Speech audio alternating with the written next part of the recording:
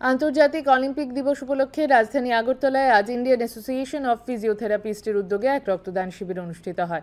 উদ্বোধক ছিলেন ক্রীড়া ও যুব কল্যাণ মন্ত্রী টিঙ্কু রায়।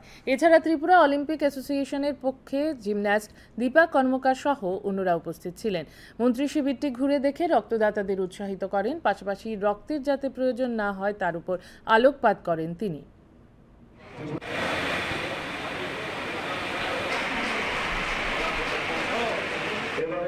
দুটো অর্গানাইজেশনেই তারা পাশাপাশি একটা যারা খেলোয়াড়রা নিয়ে কাজ করেন আর একটা যাদের খেলোয়াড়দেরকে সুস্থ রাখতে যারা কাজ করেন।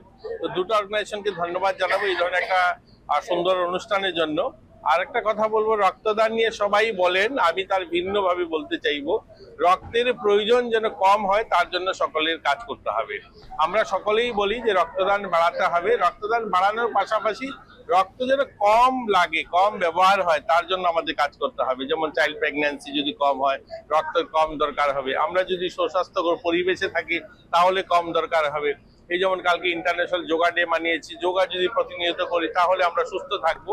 এর জন্য সকলে প্রয়াস করা চাই যেন রক্তের পরিমাণ কম দরকার হয় তার জন্য সকলের কাজ করা।